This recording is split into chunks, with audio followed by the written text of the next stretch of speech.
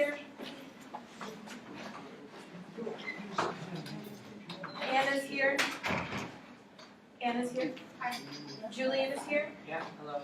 Hello. Bindu's here. Okay. Brooklyn is here. Okay. Connor Campbell. Okay. Delania. Here. Cool. Bella. Okay. Karen M. Here. Kelsey B. Here. Lawrence Z. Madeline C. Here. Maxwell. Here. Satara. Here. David. Here. Allison. Here. Allison. Here. Cole. Catherine. Here. Okay. You're CJ, yeah? Devin. Here. Ian. Here. Jack. Here. Brian. Here. Nick. Here. I've already called you. I don't know. Okay, we'll do it again. Bihan? Here. Sydney? Here. Jake? Here. All right, who did I not call that is in the room? Gio's here. Do you have access to the doc? Mine is saying connecting. Okay, hold on one sec. We'll go around the room.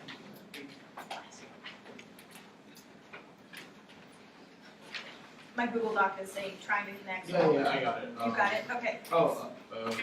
You've gone through the list, right? I've gone through the list. Everybody's here that's listed. We just need to list the people who are here. So Gio is here. Kelly H is here. Yes. Baruch is here. Varun is here. Yes. Owen? Wait, you're Owen? Yeah. Okay, Owen's here. Person in blue. Jeremy. Jeremy is here. Which Jeremy? I think you have like five. Jeremy J. Okay. Are you good, DM? One more time, I'm just trying to. For everybody? Yeah, one more time for everyone who's not called. Okay. So we're gonna do this real quick one. Ready? Gio, Kelly H, Varun, Jeremy J, Owen's in the back. Anna's here. Which Anna? Anna N. Belinda. Yeah. Who else? Groovy. Okay. So the topic of the day is Persuasion 101. We'll be talking about some of the theory that persuasion draws on. We'll talk about rhetoric and the rhetorical situation. We'll talk about what happens when persuasion goes wrong. We'll talk about how to be an ethical persuader. And then we'll have some practical tips for how to make you more persuasive in both debate and in real life, right? Because I think that one of the best things that debate teaches you is how to advocate for yourself and others. And certainly I mean that on sort of an individual scale, like the other day. I went to a mechanic and they totally botched my car up.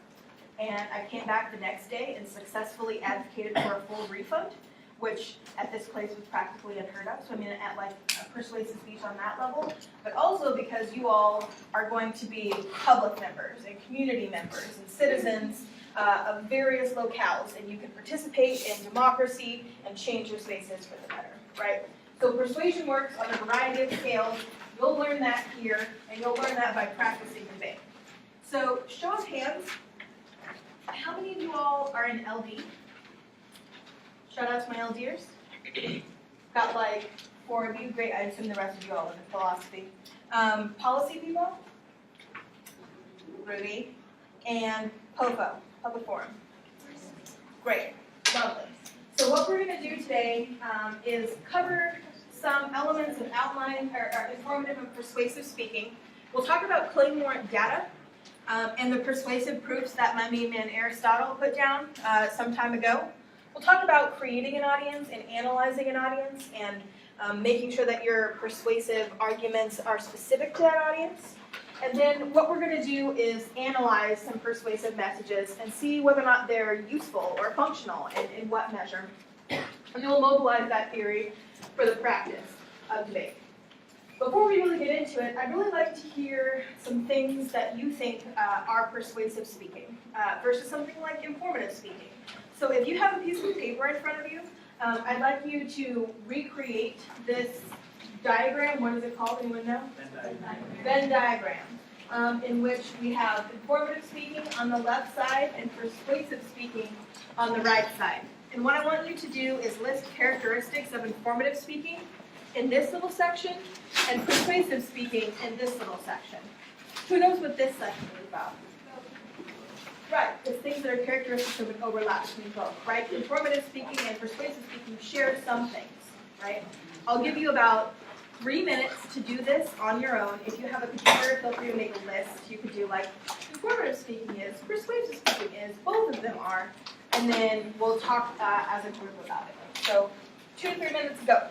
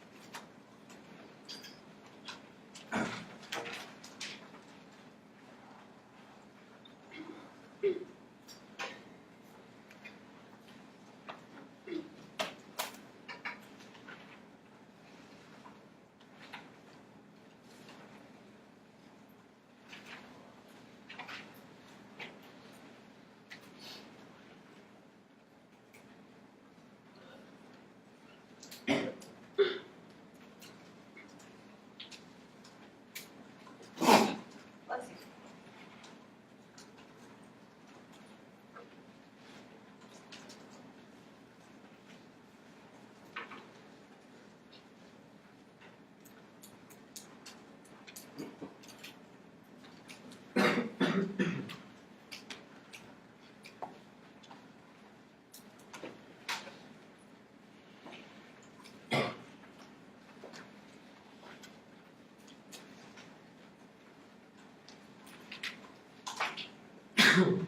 Bless you.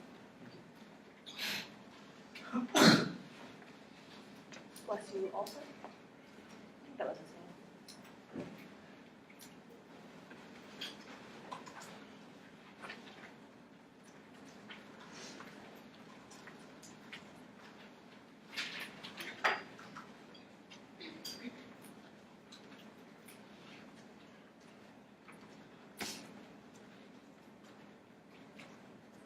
All right, finish up your thought, and then turn to somebody next to you, ideally someone that you don't know.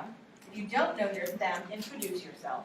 If you do know them, share 1 or 2 things that are on your Venn diagram. Come up with a consensus that we'll share with the group.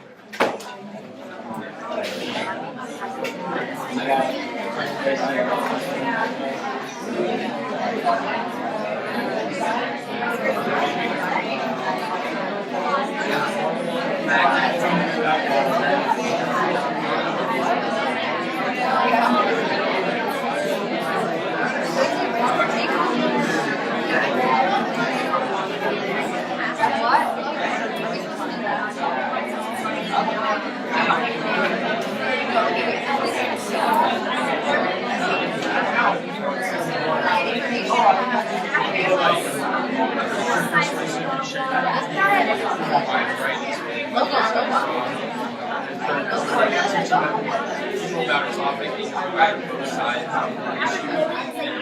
bias, right? You allow the audience to form their own opinions and not just provide facts, you give details on both sides, and you show sides to both arguments. All right, let's bring that down a little bit. I heard some good things going on in various pockets throughout the room. I'm going to hand somebody a marker, and I would like them to come up and, based on the discussion that they had with their partner, put something in. Can you all see that Venn diagram over here reasonably well? Yeah, we'll put it in that Venn diagram. So will you add something to one of those and tell us what it is on the way up? I guess for persuasive, I came up with like rhetorical devices. Okay, so can you give me an example? Like a rhetorical question, which I know there's a lot of different devices, but rhetorical questions is like you're not like you don't actually want an answer. You know the answer. You're kind of like saying it to make your point. Okay, Not be highlighted. okay. So different rhetorical devices.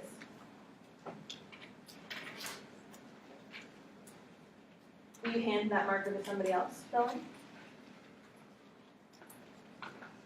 Okay. Going. I'll got you. All right. Do I have to put it on a particular side or? No, you put whatever you want. We're just gonna fill in the Venn diagram. Awesome. Designed to win, persuasive sign. Okay. And what do you mean by that, design? to Like win? the goal of being persuasive is to win. Okay, Is that vague? that makes sense to me. All right. Great.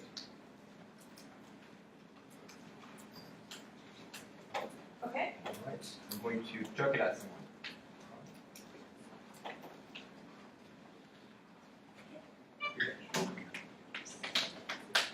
I could have not made that catch. I was made a rhetorician, not a person with keys and hand-eye coordinates. What you got, CJ? I was thinking you usually need some kind of leverage, Okay, and both need valid facts okay, to support their arguments or what they are trying to inform okay, about. cool, I like that.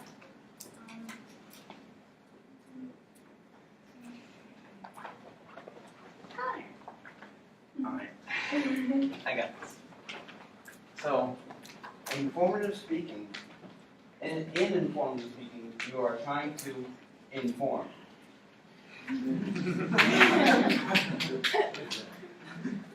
Makes good sense to me. Okay. All right, Alright, who's next? Okay, so in persuasive speaking, it appeals to emotion and logic. okay, Mostly. so we've got emotion and logic.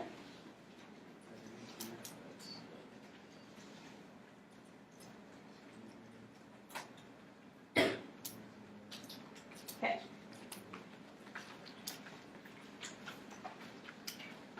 So, very forward, you said you need information Mhm. to talk about. okay.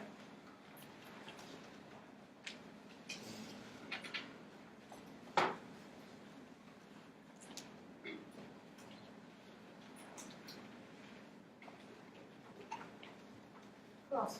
That's our hand earlier. You need confidence for persuasive. Okay.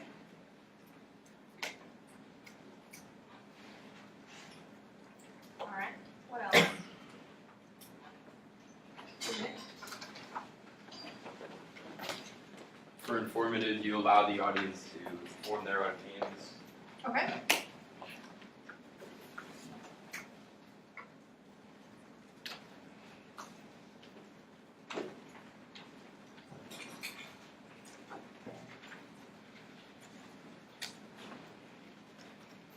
All right, let's do two more people and then we'll talk about the Venn diagram. Who would like to volunteer?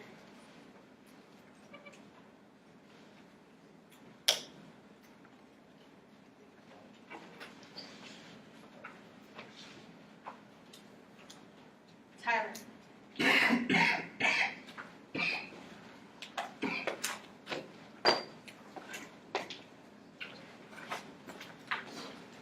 Oh, you could say informative tends to be used in articles, and persuasive is usually like laws and editorial. Okay. When you say articles, what kind of articles do you mean? It's like in the newspaper. Okay.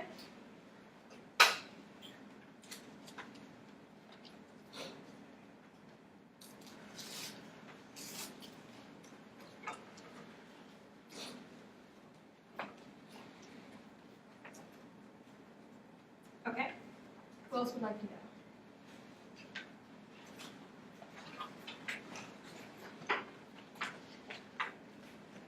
For informative speaking, it tends to be more objective, and then persuasive speaking is more biased, I guess. Okay.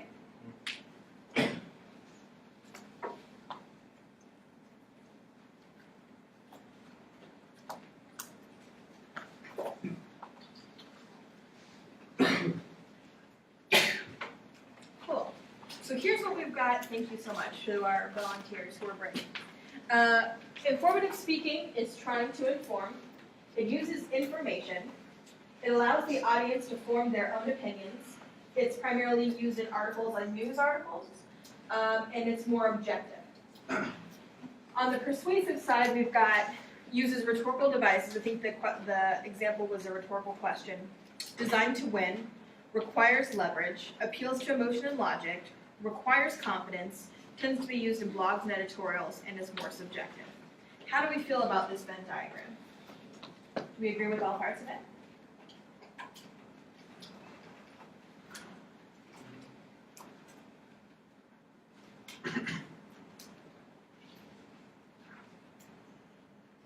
Are there any things that could be moved into a different category?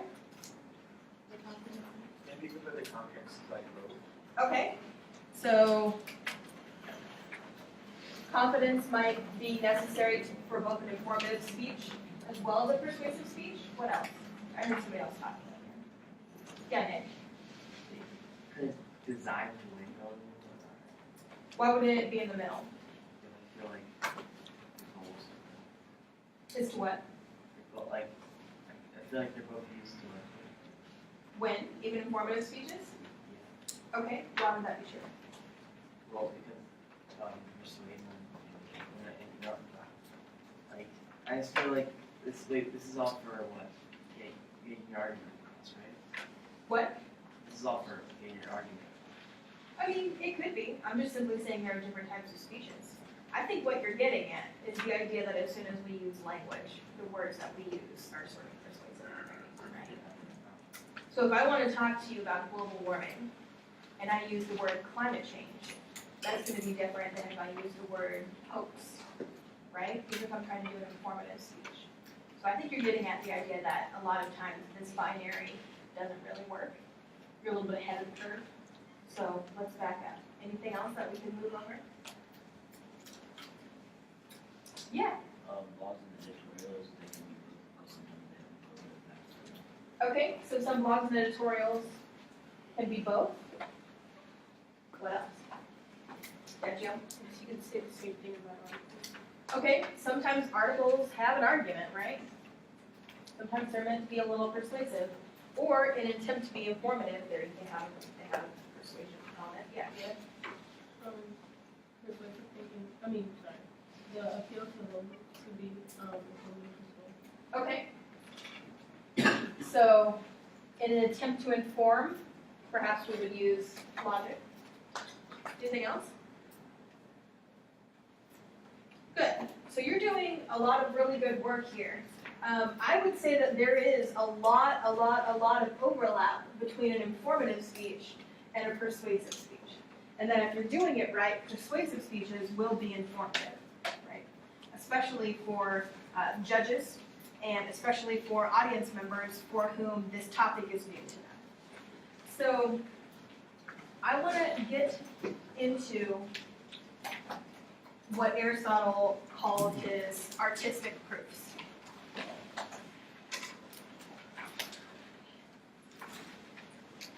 I want to preface this by saying that I've pretty discreetly put ethos, pathos, and logos in separate camps.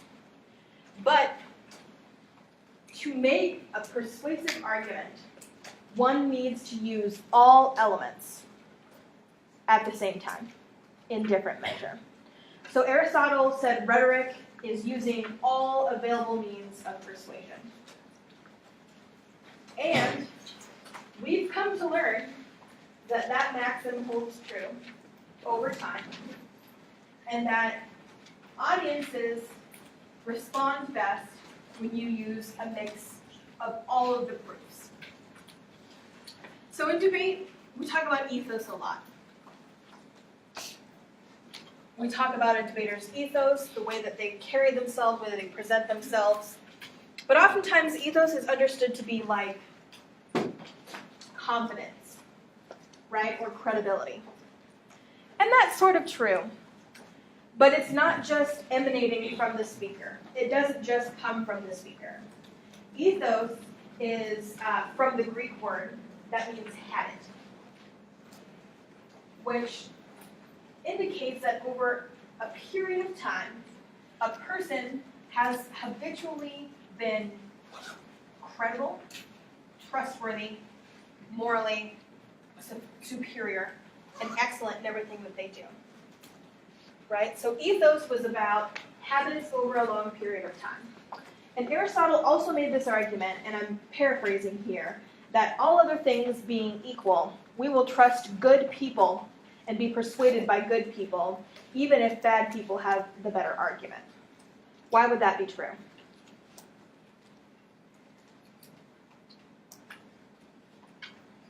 Yeah? Because we might have our own opinion about things. Okay, we might have our own We might be opinion. biased. Okay, Gio? It's what we want to do. It's what we want to believe.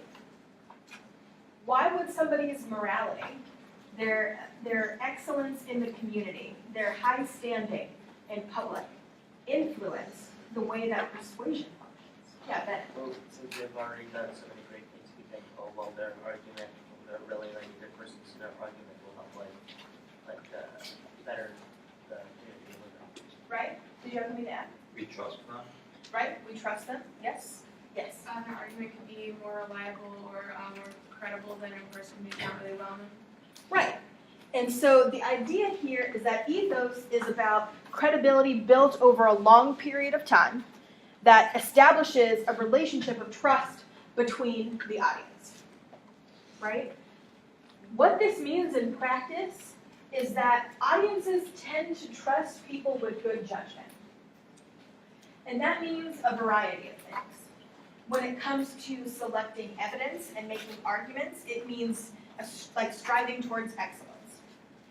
You've all been in probably classrooms or in situations when somebody showed up and had not done their homework, right? They get up and they kind of bumble around. Are those people trustworthy to you? Are you going to value their opinions?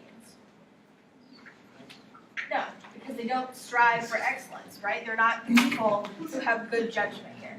Somebody said yes. You're going to trust the bumbling people who haven't thought about things. It's homework, I understand. Huh? It's homework, I would understand. Okay. So, fair enough. I'm simply saying here that ethos is not just about presentation, but about finding ways in which you can make a relationship with an audience that establishes trust. And so if you use really bad evidence, your audience has a lack of incentive to trust you. If you use abusive language just to be abusive, right, your audience has an incentive to not trust you. If you show up and you yourself don't commit to the speech topic, if you don't care about the speech topic, then audience does not have to trust you. I'm a public speaking teacher. That's my day job when I'm not here. And I can absolutely find out when someone cares about their topic and someone doesn't care about their topic. It's really, really easy to see. And it's not just for trained eyes, but audiences can basically call bullshit if you don't care about the topic that you are presenting. So ethos is about good judgment in terms of facts. It's about good judgment in terms of choices, and it demonstrates goodwill to your audience. I would also recommend when you're preparing your cases, when you're responding to criticisms of your argument later on in a debate, be a skeptic. Why should the judge trust you? What do you have or bring to the table that enhances the relationship between you and the judge? Right? Do you have expertise? Do you have knowledge? Do you have something new? Do you have a new perspective? All of those things are important. I'd also recommend that you think about how you present yourself in a debate round.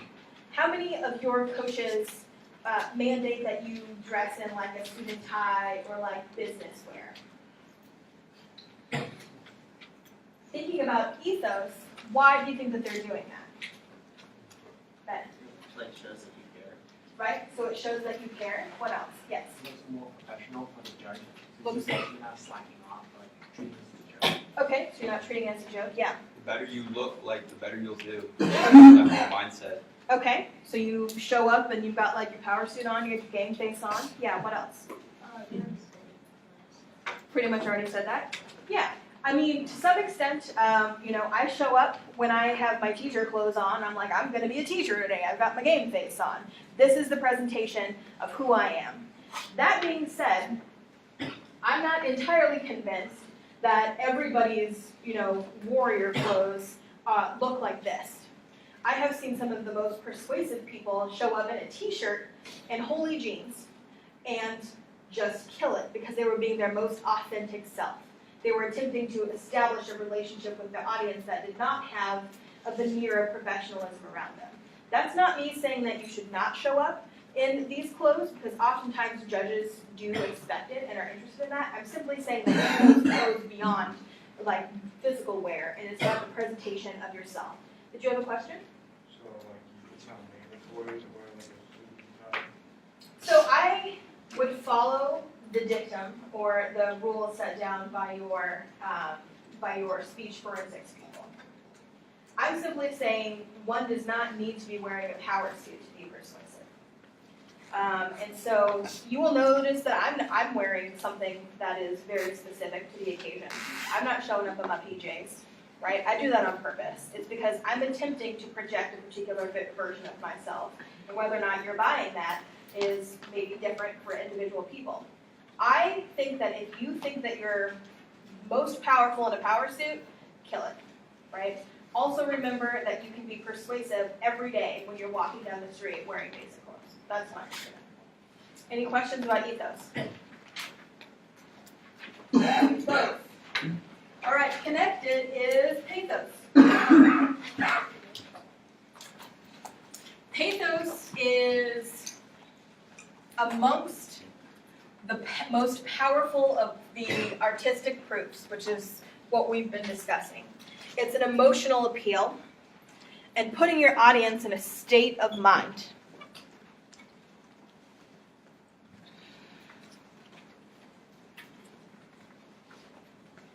The way that you can remember this is to think about the root word path and like empathy or sympathy. It's about feeling. It's about something inside.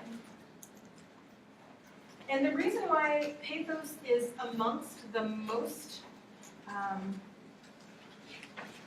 powerful is because it appeals to something that's at the very essence of humanity. And that is our ability to feel, to connect with one another on a very instinctual or base level. Emotions are powerful, y'all. You know this. And people can harness them for good or for evil. You can appeal to positive traits in humans, like sympathy, the idea that people can be mobile with each other, can move in various spaces, empowerment. People who appeal to these higher traits can be very persuasive. The idea that we can make change in the world, that we can be sympathetic with one another, that we can be kind to one another, is very powerful. You can also appeal to sort of the negative traits that include fear, hate, and loneliness. I'd recommend that you use those sparingly because then you're drawing on something that's sort of the terrifying part of humanity, right?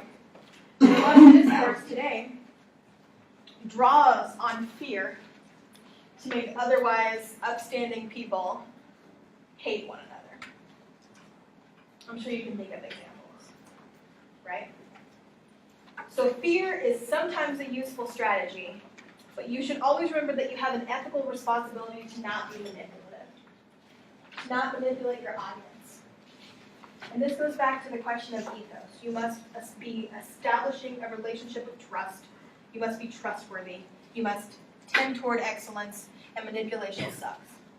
It's not the best form of persuasion. Also, have you ever seen people who just overuse pathetic appeals, pathos, so much so that you're like, this is stupid, I'm out.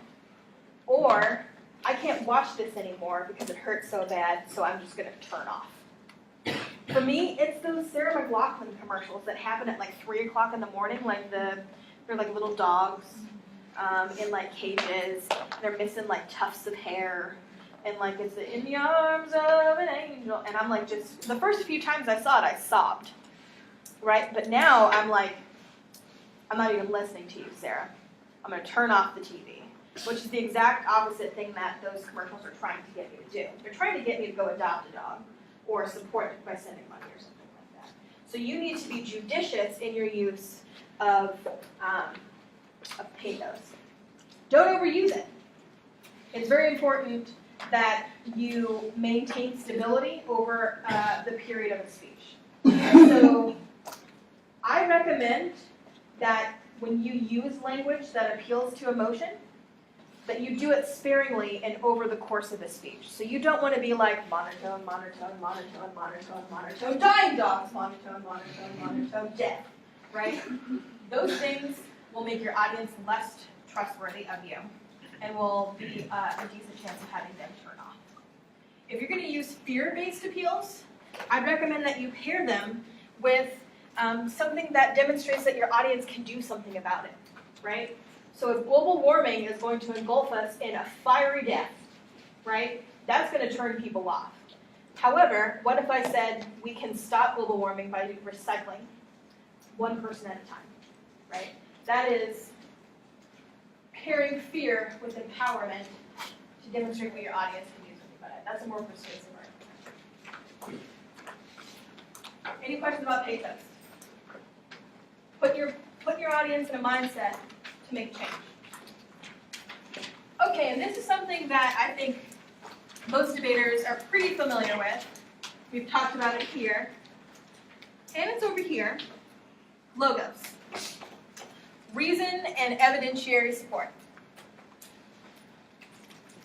So in my lab, we've spent like 2 days talking about how to research.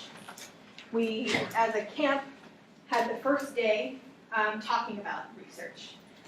We talked about how to do basic refutation. We talked about logical fallacies. Logos is something that's embedded in debate. And for good reason, because we need evidentiary support when we're making our arguments, when we're supporting our claims.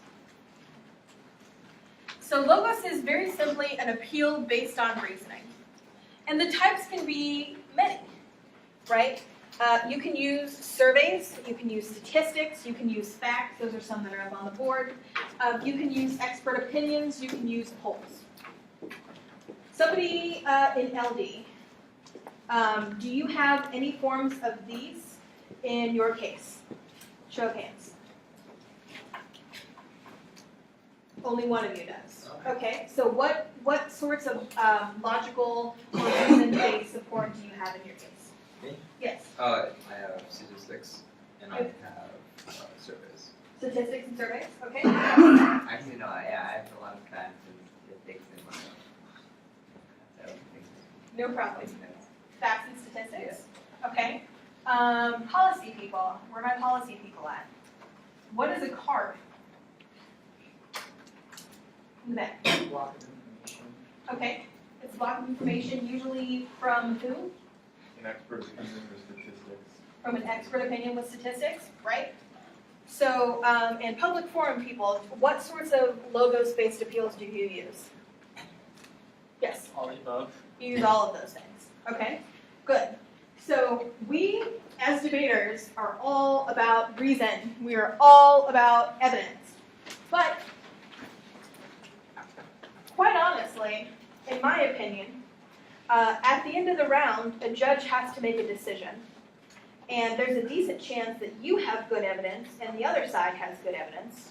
So what is the deciding factor? Yeah, Gio. Who argues their evidence better? Who argues their evidence better? Who does comparative analysis? Who uses pathetic appeals, pathos-based appeals? And who has credibility in the eyes of the speaker, right? So here's where ethos comes in. You need to make quality and judicial choices about your evidence. Like, you don't want to cut things from weird blogs that are people who are sitting in their parents' basement who are spewing hate on the internet, right? That's not judicious. That's not something I want to trust. You want to also make sure that when you're doing that evidence comparison, that you're positioning the judge as someone who can do something about it using empathetic appeals, right? Ethos-based appeals. So make sure that you show up. Research is pretty much what you all do. I don't have to talk to you about that. And avoid fallacies. And if you want more information about fallacies, we can talk about that later, but that's like a semester's worth of lunch. I'm going to skip it for now. So I really like to get some practice identifying the different parts of ethos, pathos, and logos, but before I do that, are there any questions? All right. So we're going to look at two different examples of a persuasive argument, and I'd really like you to keep track of the different ethos, pathos, and logos appeals in each of the videos, and tell me which ones you find persuasive. Ready? Try this.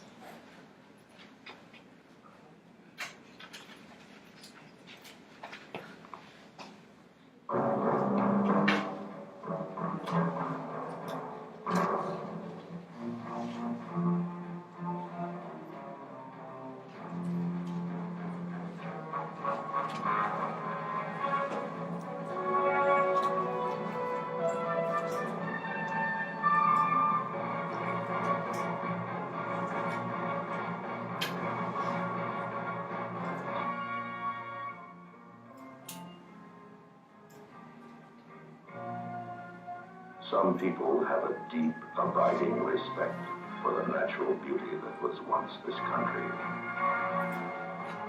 And some people don't. People start pollution. People can stop it. Okay. So what's the argument being made in that persuasive flip? Here's someone we haven't heard from before. Yes, in the back. So it's pathos to be number one. So it's like it's sadness to be rooted with Indian guy who's crying. But it's also like fear because the world is being destroyed. And then he didn't just scare you, he also said we can stop it. Okay. So he gave you a solution as well. Okay, so we think that there's a pathetic or pathos-based appeal? Yes. Say it. I think also could also be ethos because they're portraying the Indian as a religious person, and so like we could connect to him or like trust him because he was good with the around. Okay, so it centers on an indigenous person who we sort of fill in, would be interested in having a clean environment. Yes. Bennett, do you want to hear that? Well, I was going to say that like the music kind of also was kind of pathos because when they showed like the like pollution clouds, it was like very like ominous. Boom, boom, boom. Yeah. So based on that was another sort of pathos moment. Yeah. Anything else that you all saw? What's the argument overall? Yeah. We made it so we can stop it. Okay. What is it? Pollution or and Okay. Yes. We like all share, we all live in the same world, we all share it, so we should all do our part to protect it. Okay. So I think we've sort of got it. Is this persuasive to you? Show of hands, yes. Show of hands, no. Anybody sort of in the middle? Okay, why would it be persuasive to those of you who weren't persuaded? Let's hear somebody who we haven't heard from. Have of you raised your hands. Well, about a third of you. Why is it persuasive? Yeah. Because it is creative news and it tells you that you can use it. Okay. Okay, so it's sort of easy to understand. It does that bait and switch that I was talking about, where you demonstrate fear but also demonstrate empowerment. So you're drawing on two different elements of sort of humanity as an emotional sort of being. What else?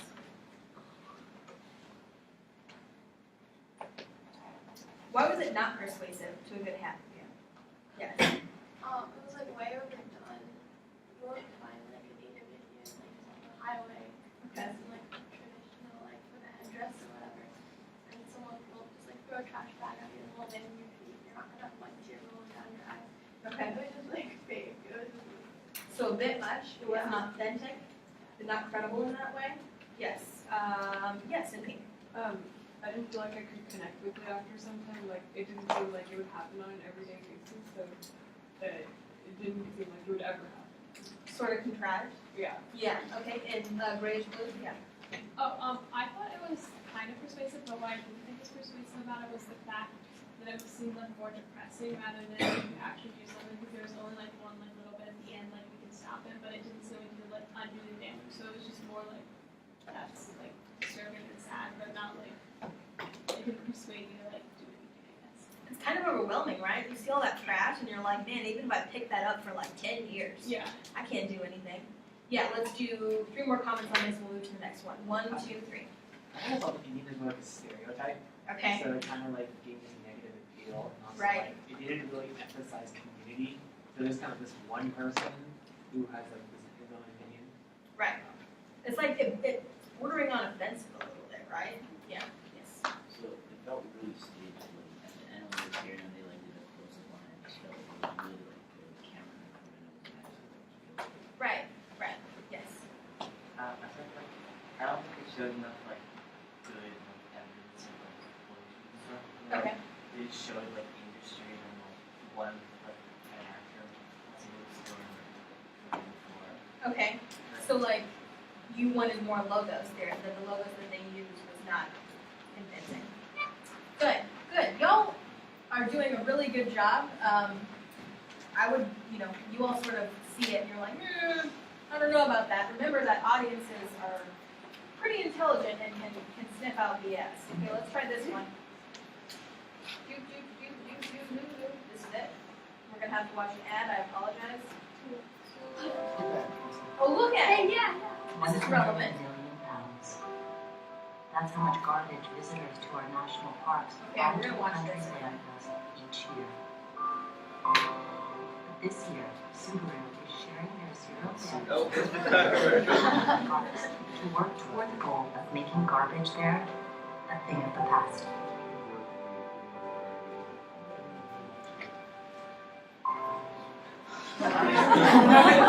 Man, I could have planned that better. All right. So, what was the persuasive appeal that was in that? Let's hear from somebody over yonder on the right side. Go for it. There was Pecos because they showed all of that trash and it kind of made us sad. Okay, so there's like a sad somber piano playing in the back, like for a background. It's like I'm sad about trash. And then, yeah, trash was pictured everywhere. Yes. There was logos and they mentioned the facts while showing the pictures of trash. Okay, so there were examples of facts. Yes, in the whitish, grayish shirt. Yeah. Well, I thought it was fairly good because first there's the trash and it's like, oh, it's trash and it's sad. But then there's like the empowering mountain view. And it's like, wee. Yeah, that's Yosemite, right? Yeah. It's super gorgeous and a really different distinction from the trash. Did you have something? Yeah. It could also be ethos because it's like it's from like a credible like known like company like Subaru like a car company. Okay. They would be like trying to they'd be trying to kind of like with contributing to pollution, but they're actually trying to do something about it. Okay, so you think they're credible in that sense? Yeah. Okay. It was like pathos as well because I think you kind of mentioned this with the music. When you're showing all the trash, it was like in a minor key, it was real sad. Then when it switched to the nature, it's got a key change, it's major, it's happy. Yeah. And then like it was all finality resolved when Subaru came up and he was like, that was nice, Subaru's nice. Yeah. So what's the argument in this clip? Subaru helps nature. Why would it be important for Subaru to make that argument? There's cars. You feel better about it. Right? So cars are one of the biggest pollutants. You'll notice there they don't talk about like greenhouse gases or emissions or the problem of petrol. They talk about trash, which they're not really related to necessarily. So they can solve that problem. Don't even pay attention to the fact that we're all still dealing with gas-based economies, right? Okay, cool. So this is another one that's got a punchy background. I think it's Jack Johnson.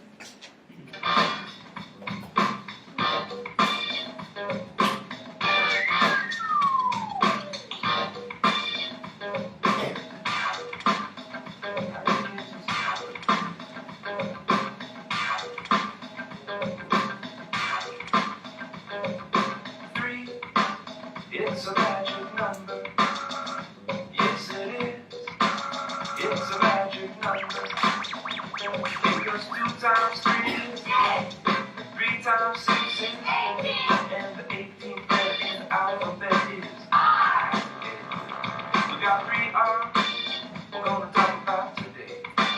We gotta learn to reduce, reuse, recycle. Reduce, reuse, recycle. Reduce, reuse, recycle. Reduce, reuse, recycle. Well, if you go to the market to buy some juice, you gotta bring your own bags and you learn to reduce your weight. We gotta learn to reduce. And if your brother or your sister's got some more of those, you can try them all. You know, you buy some more of those, reuse. So, more or less persuasive than the crying Indian? More? Less. Okay, I'd like to hear from people who say it's more persuasive. Why? In the backpack. Well, they embed logos and pathos into like same sentences. For example, it says like if you cycle with 1 like aluminum can, it would power your TV for 3 hours. Okay. That basically first that's like logos because that's like a good fact. And Yeah. second, it's kind of pathos because you feel bad that because if you throw away like your can instead of recycling it, you feel like you're wasting your 3 hours of TV. Okay. So it's appealing to something that's close to a lot of people's heart, including my own, which is watching TV, right? Yeah. Okay, that's an interesting analysis. Yes. So the one before, the crying Indian, I felt that it was kind of like cliched, and then like it wasn't really that, it didn't impact me that much. But this one, it had facts, and then it showed us, it like told other facts and used a lot of logos, and it showed what we can do. Okay. So What you can do, so That it's was empowering like in that way. Yes. It's also like really easy stuff to do. You don't have to like do very much. Right. It's like small incremental things. Yeah. Cool. I thought it showed stats that appealed to the emotions. Okay, so we're sort of pairing the two again together. Yeah. Yeah. Do you have a specific example? I just felt like all of them really just, they were stats, but I was also like, wow, like, it's surprising. Okay. Cool. Yes. I thought there was too much logos, like too much information to actually develop a relationship, or like to actually have an emotional appeal to it. So Okay. like tactical on top of them, you didn't really have a chance to really see anything. Okay, so they sort of happen really quick over time, and I'm not entirely sure that they're all in the same line of like stream of consciousness. They're sort of just like that's about trash of different kinds, like that sort of the thing that comes together. Yeah. There might have been a few too many facts, but by like throwing all these facts that we probably didn't know, that it establishes like a credibility that we feel compelled to watch or like listen to. Okay, so logos and So like yeah, so like that's at the again. beginning when they said something about like if we do this for just an hour, then we can like save the planet. We're like, oh, I didn't know that. Now I want to listen. So, Let's do it. Do you want to do that, save the planet? Yeah. What, like, for example, like that fact, right up on the board, they have like this really heavy song for that, and it's kind of like a depressing fact, and it's kind of, I think that like that whole thing is kind of annoying. Just like that song is kind of like not a great song. Recycle. Did you all watch Schoolhouse Rock ever? Yeah. Schoolhouse Rock. It like taught me. I still sing those songs when I have to do multiplication. Shot around the world.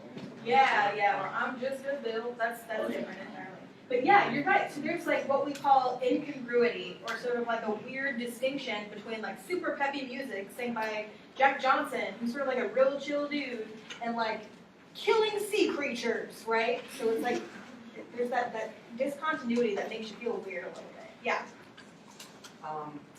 So I think that this is like less persuasive than the Indian one. Okay. Which is kind of like a little disingenuous. Okay. Because even if like it's talking about residential recycling and how you should recycle all your cans and stuff, but even if every person in all their houses recycled everything that they use, like it would have less than a 10% impact on the whole, like it really wouldn't help all that much. Right. It doesn't seem to indicate that they understand that in order to recycle, it requires resources, including like petroleum, and, things like that, which issue greenhouse gases, which, yeah. Right? Yes, CJ, last comment. It doesn't say what source they got these facts from. Why would that matter? I agree with you. I mean, the video just seems it just says something and then shows a random picture, so the video seems kind of unreliable to me. They don't even show like their sources or anything like that. Yeah. So they don't show their sources. It's just this random, I don't even know who made it or why they made it. It's just there. It reminds me almost, I want to believe them. I want to believe they have the best intentions, but I don't know who they are. They have not established a habit of credibility with me. And so it almost, have you ever seen like the memes that circulate on social media that are like pictures of Abraham Lincoln with somebody else's quotation? People do that all the time because the internet allows you to do that, right? So I don't know who those people are. I'm interested in hearing your comments, but we need to move on a little bit because I want to do two more sets of analyses. These are political from 2 elections ago? No, 1 election ago. Let's do, well, want to hear Romney or Obama first? Obama. Then go.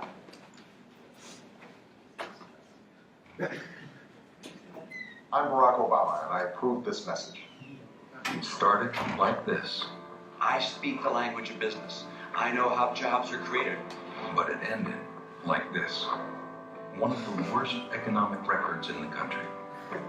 When Mitt Romney was governor, Massachusetts lost 40,000 manufacturing jobs, a rate twice the national average, and fell to 47th in job creation, 4th from the bottom. Instead of hiring workers from his own state, Romney outsourced call center jobs to India. He cut taxes for millionaires like himself while raising them on the middle class, and left the state $2.6 billion deeper in debt. So now, when Mitt Romney talks about what he'd do as president, I know what it takes to create jobs. Remember, we've heard it all before. I know how jobs are created. Romney economics. It didn't work then, and it won't work now. Shots fired, am I right? All right. Let's get a response from Romney.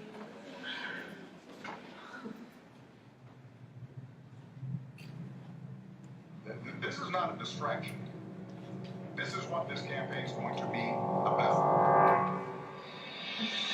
We've seen layoffs, cutbacks. They've lost their houses, they have zero credit, they can't find jobs. I have to work part-time in order to make ends meet. I've been looking for a job for 2 years, haven't found any. We've seen too many small businesses go out of business. Hardworking, good people. They have had to go into foreclosure and bankruptcy. I just lost my job recently.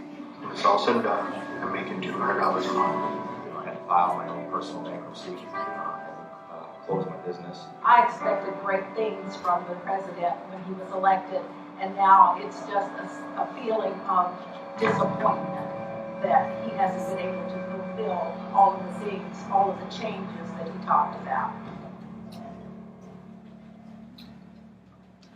Okay, so let's do a comparative analysis of the two. So, what types of appeals is the Obama ad using? What is most significant to you? It's trying to challenge Mitt Romney's credibility. Where'd that come from? Nick, did that come from you? Where did it come from? Okay, back here. So it's trying to, oh, sorry, I'm wrong. It's trying to challenge his credibility. What sorts of appeals in particular do you see? Ben? A lot of logos, like it had a lot of statistics about how bad Massachusetts was. Like this. Okay. I speak the language of business. I know how jobs are created. But it ends like What is this. that? One of the worst economic records in Right? the country. Nice. I think it also feels a lot to Massachusetts like lost 40,000 manufacturing jobs, president a rate and twice the national average, professional and fell to 47th in job creation, trust.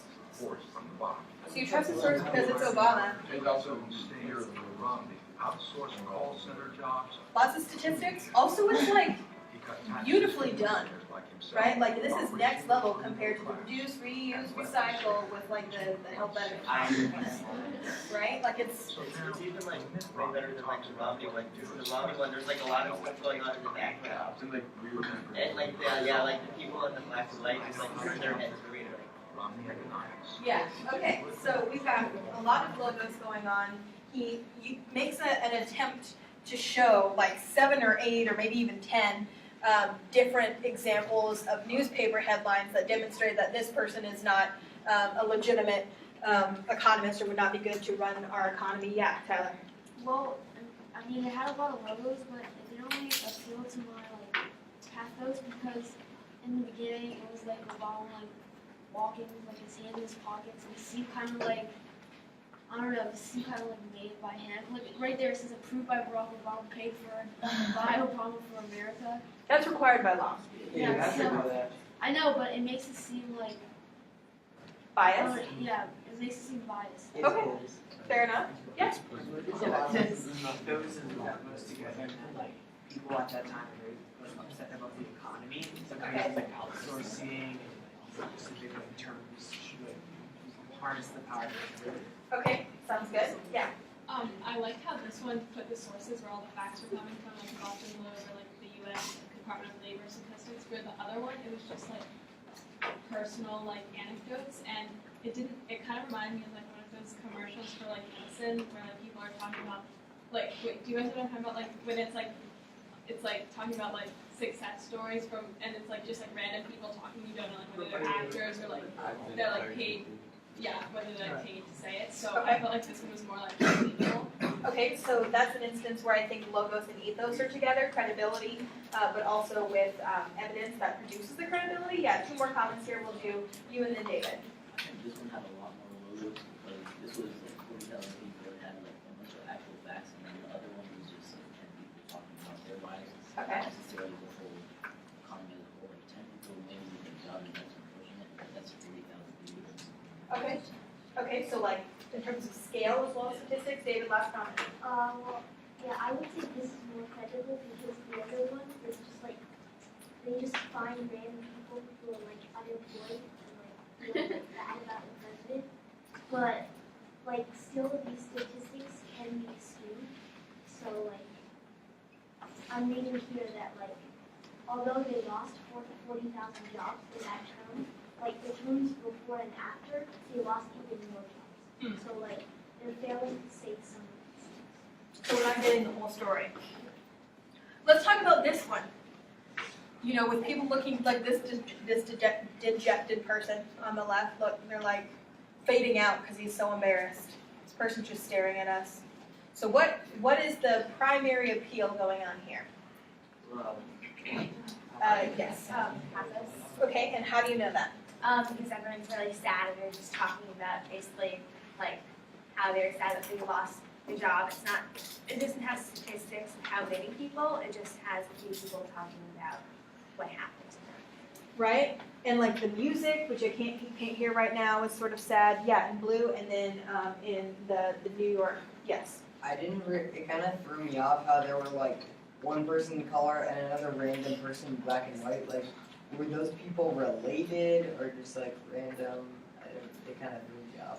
Fair enough. I'm not sure how to answer that question. I assume that it's just a bunch of people who are like, I've got feelings about things related to it. This video, it's kind of like you don't know. Like the people who lost their jobs, it could be like, oh, you probably lost your job because you lost it by yourself, and you want to blame the president for it. Like it doesn't say like you just have 10 people say they lost their job, it's like, well, if you lost your job, I had mine, so what's the problem? Okay, I feel so like they need like a larger scale of people losing their jobs in order to actually make an argument about Obama making them lose their job. so you don't think there's connective tissue between those folks and Obama, and so they need some more logos, and you're not buying it, so there's not a sort of an ethos-based appeal there. Yeah, last comment, Gio. There's like no real correlation between like Obama having anything to do with not losing a job. Like, I mean, this is also like right after when the recession happened. Yeah. Like everybody lost their job. Yeah. So, and it most certainly was not Obama's fault because it happened right after he was elected, before he was in office. Right. So it was nothing he could, like, you can't like blame that on him. Right. It's like the economy failing, so we gotta know. Yeah, if they had asked me to analyze this, I would say that it's committing one of the biggest fallacies we talked about in the lab yesterday, which is post hoc ergo propter hoc, which basically just means after this, because of this. So there's no correlation necessarily between people who lost their jobs and Obama, right? Correlation does not equal causation. Just because this happened after Obama does not mean Obama caused it. In fact, there's many more factors. With last comment, we're gonna roll. I'm sorry. I was just gonna say that other about he was kind of using they were kind of using like a mixture argument and ad populist kind of thing. Yeah. Like, all these people say it, so you should believe it. Yes, I agree. So, just because a lot of people agree with it doesn't mean that it's true or right or morally just. All right, moving right along. I assume that many of you know what claim warrant data is, but it's worth talking about, especially when it comes to refutation, because oftentimes in debates there can be sort of people who are refuting claims at the level of just the claim. So if I said Obama is persuasive and my opponent said no, he's not, like that's not a debate.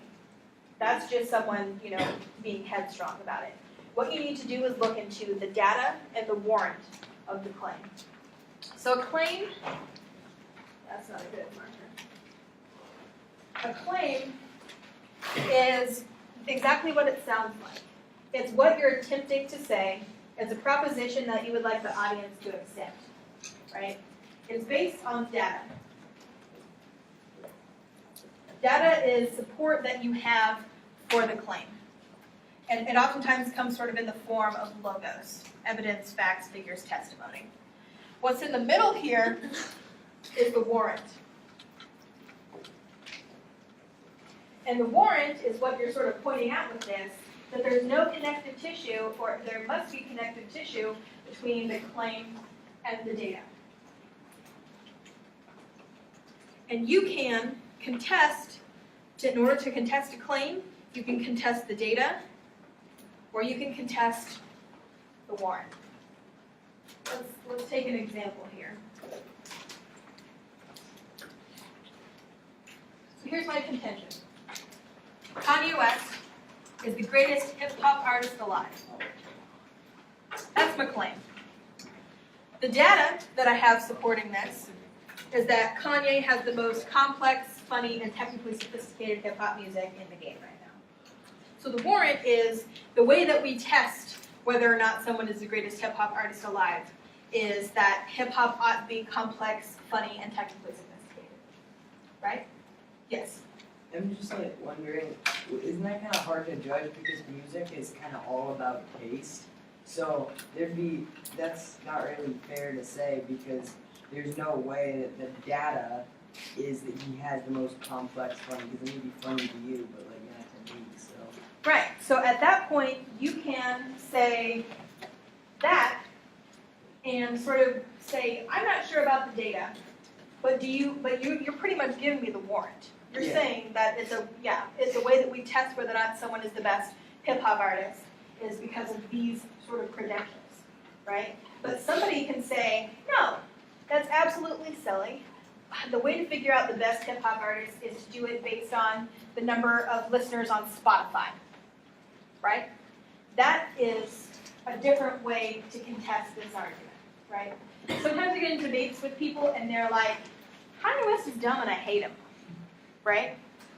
I guess fair enough, but you're not contesting me on the level of either data or warrant. You're just sort of asserting a claim. Did somebody over here have a question? Yeah, what's up? Yeah, you just said you couldn't. There's no way to like accurately say what's the most complex claim is technically sophisticated. You just have an expert opinion. If you have multiple, then it would be true. You can have an expert opinion, definitely. So when somebody says, show me a warrant in this card, they're saying that they get your claim and they get your data, but they don't know what the connective tissue is between the two. Let's try one more. How about if I said, Harry Potter is the best young adult book ever? The data is that Harry Potter has sold more copies than any other book series. This is a different warrant that connects the two, right? If I wanted to say, I don't know, I don't really think that you can judge the best book ever based upon a book's popularity, you need to be doing it based upon the number of 4-syllable words in the text. Because that demonstrates that the author has a great vocabulary and therefore the readers will have an outstanding vocabulary. That would be a different warrant, and that would require, ultimately, some different data. Does this make sense to you, claim warrant data?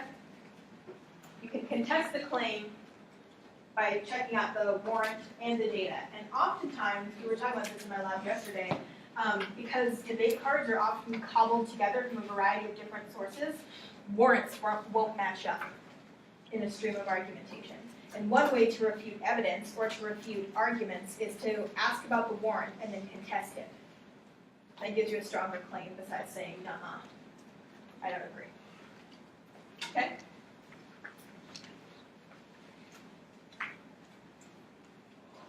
So, I want to introduce one last concept to you. This is sort of Persuasion, the advanced style, by Bitzer. And Bitzer sort of shook up the field of rhetoric by suggesting that there was what he called a rhetorical situation. And the rhetorical situation is made up of 3 parts. If you can't tell, like, rhetoricians are super into 3s, like ethos, pathos, logos, these 3 things. We're into triangles. Triangles are like our jam. So the first part is exigence, which is just a funny way of saying there's something that made me come here and made me speak. There's something that prompts me to speak. And in particular, it's marked by a sense of urgency. It compels me to speak. It compels me to enter a situation and share something. More importantly, it's marked by an urgency to change something. A rhetorical situation is demonstrated by like a transformative principle. It's not just that something compelled me to speak, but that I need to change something with my rhetoric, with my discourse, with my language. Exigency.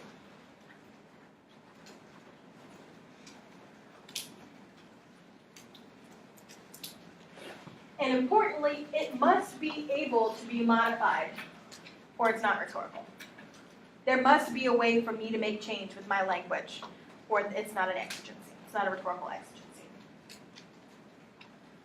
So let's sign that here. So exigence. Next, there's an audience. Every rhetorical situation needs to have an audience. And sometimes the audience can be yourself, right? So yesterday, after lab, or before lab, I was hungry, and I had to decide to go a place.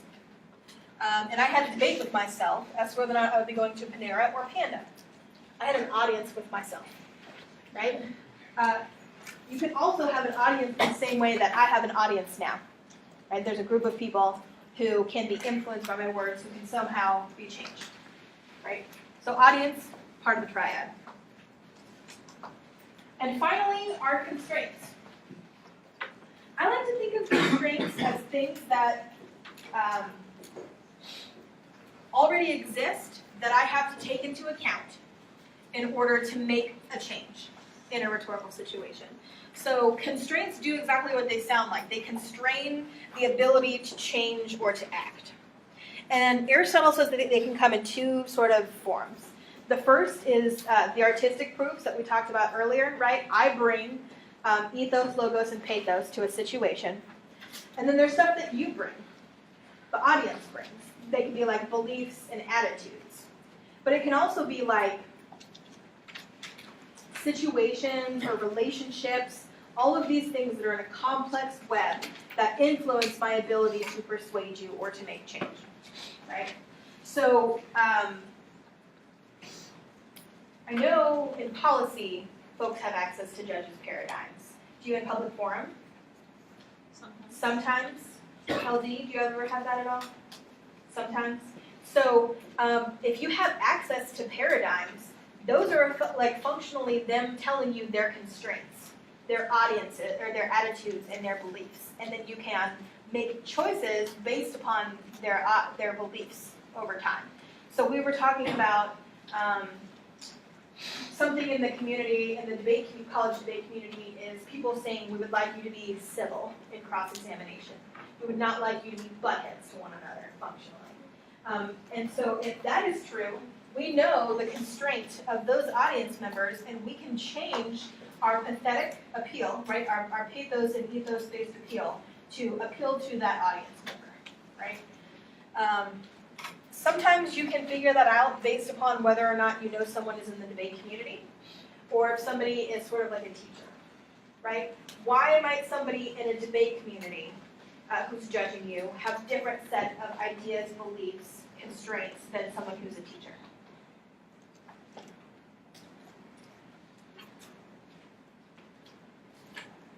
Yes? So maybe we would know like all the terms of trauma, while the teacher might not know the same terms. You cut down on the amount of like technical terms that you work presented to them. Right, right. So you can change the way that you speak and the way that you act depending on who your judge is. And honestly, my recommendation is that you figure out who your judge is and you speak to them in a way that's most persuasive, right?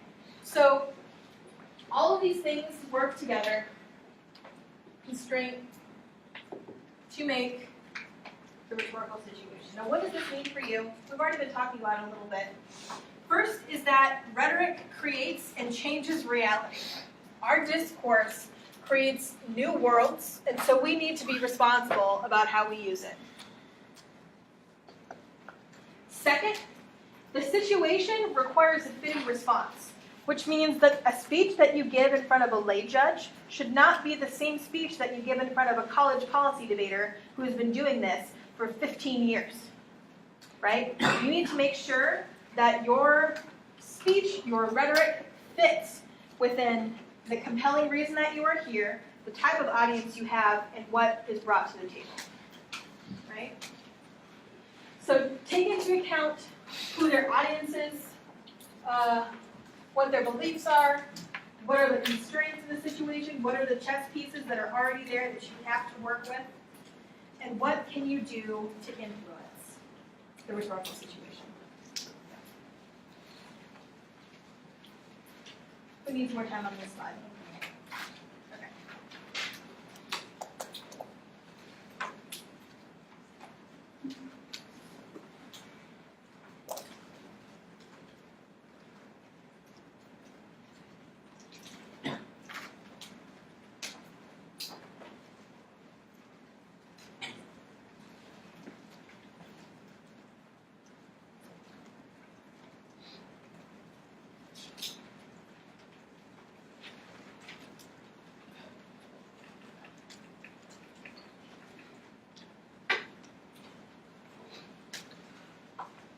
Who still needs time? Okay. I can also share this with you. I can share this Prezi. It's pretty easy. I'll just send the link out to your lounge. So you'll have this. Given that, I'm going to move on to two more things. I'm not going to go too in depth here. I want to say primarily that the audience is a significant element in persuasion, and you can engage them in one of two ways. The first is to think of them as a literal audience. In front of me, I have a literal audience. I have a group of people whom I can make educated guesses about and then attempt to speak to. This is also called the demographic method, right? I can assume that I have some middle schoolers and high schoolers in here. I can assume that I have people of a particular socioeconomic class. I can make assumptions about your gender. I can make assumptions about where you live in America, and then I can speak to each one of those piecemeal. So I could say, okay, women, I'll be speaking to you now. Wait a minute, guys, I'll get to you in a minute, right? That is one way of analyzing the audience. And you can sort of get a little bit of information about them in order to tailor your speech or your persuasive message. But as I've noticed, there are problems with this approach. Who can figure them out? Blue. Sure, yeah. So, well, sometimes people may adopt some things of a specific stereotype but don't actually play to it. Right? What else? I was gonna say, like, you may assume something, but all people are different, so you don't know how each person might take it. Right? Anybody else want to add to that? You border on stereotypes at that point, right? Because in order to categorize somebody in a very large category, you have to make generalizations about them that may not be true. Also, it means that you have to speak to them in chunks, truncated chunks. Because if I want to talk about, I don't know, what's an issue that affects women? Pregnancy for some women, then there are people in the audience for whom that's not going to be an issue, and they tune out, right? So there's some problems with the literal audience. What I would recommend instead is that you consider the rhetorical audience. And if Bitzer's situation has shown us that rhetoric potentially creates realities, then we can create audiences. And what I mean by this is to imagine an audience as something that's connected by some form of variable or shared interest. So if I am giving a persuasive speech on pregnancy, I can say, as people who came from somebody who was once pregnant, right? If I'm giving a speech on, I don't know, why higher education should be free, I could say, as people who might become college students, right? All of those things provide connective tissue amongst different demographics in order to make an argument that can be persuasive to more people, right? So the as test allows you to situate your audience or your judge as a particular thing and then speak to them. And sometimes you can transform them into somebody who can change things. Yeah, Nick, do you have a question? Yeah. What is that there be dragons? There are problems. Like, there be dragons. I don't know, is that not something you all get? There's problems. There are dragons. You will have to slay the dragons if you use the literal approach. And we have just talked about that. So, Algiers, give me a topic. In the United States, mandatory national service ought to be compulsory. National service ought to be compulsory. So I could speak to women or to men or people of a particular social class or a particular race or ethnicity, or I could say, as citizens, you should care about this, right? As Americans, you should think about this. As people for whom participation in the public is important, right? I'm stitching together a bunch of different people to create a new audience. So I would recommend trying, when you're speaking to an audience, try and find something that brings them all together. And this is especially good for rebuttals, and especially good when you have lay audiences. But I would argue for most people, you could say, as an instructor or as a teacher who has a vested interest in educating students, you need to care about this. Or as an American who pays taxes, you support the institution of surveillance in schools, right? Those are instances where I bring together a group of people to make an argument. So, the final things that I have to say to you before showing you an example of what I would not like you to be as a persuasive speaker is remember why you're here. You're here to persuade somebody. You've shown up and spent all of this time Dig into that. Own that. Avoid mixed signals. We saw that with the reduce, reuse, recycle, right? Like, sea creatures are dying, but reduce, reuse, recycle, right? That will confuse the audience, and it will also undermine your ethos. Remember that your audience has constraints. They come to the table with beliefs, with attitudes, with values. Create a relationship with them using the as test, using pathetic appeals to change them or to make a change, right? Remember, this is a responsibility. Also, I recommend dynamic speaking. Be emphatic when it's important to be emphatic. Dr. Dennis, who we spoke with yesterday, was amazing at this. Right? Like he had this beautiful sing-songy voice that emphasized the good things. And the bad things were down here. Right? It was lovely to hear him speak. Also vary the speed. I tell my debaters that when highlighting evidence, they should include points of emphasis and slow down when that happens. How many of you all watched a debate yesterday where you didn't get a decent portion of the debate because they were talking so quickly? Imagine what would have happened if on the most important parts they slowed down and talked to you. Persuasion.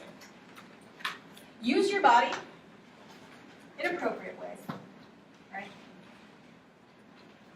We practiced the other day the Bernie Sanders gesture. Oh, it's huge, right? But you can also gesture to things. You all know what I'm talking about? Bernie. Up here, he's punched a little bit. Those sorts of things. Demonstrate command, demonstrate confidence, and be clear. So basically, I want you to use the exact opposite of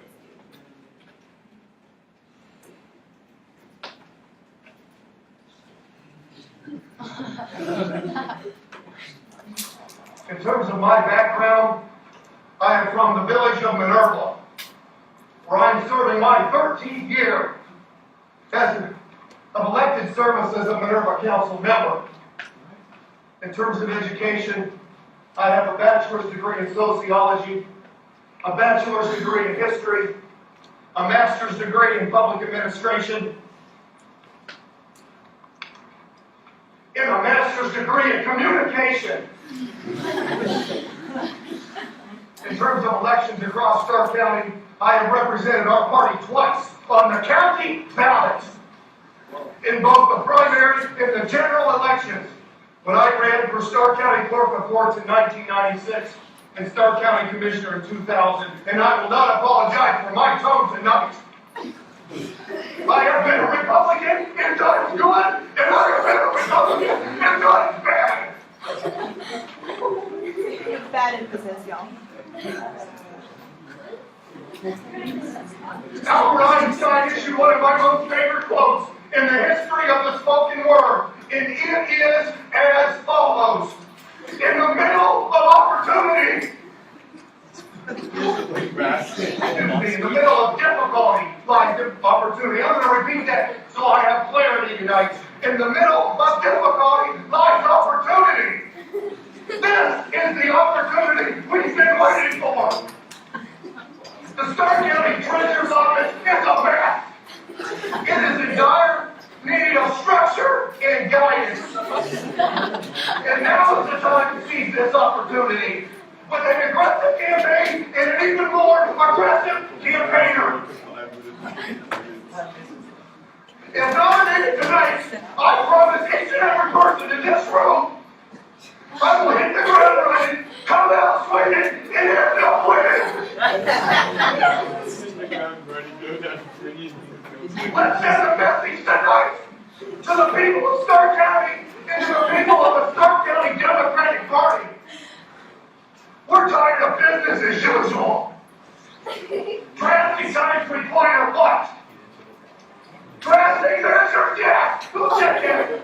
Thank you. Drastic times require drastic measures.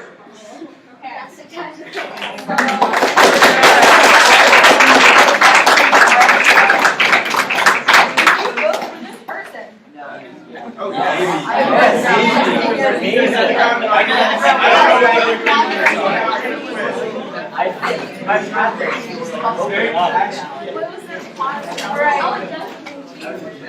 think I have time for a few questions if you got them. Otherwise, come find me later. We can talk about it. Yes, Mexican. What was he trying to say? I don't know.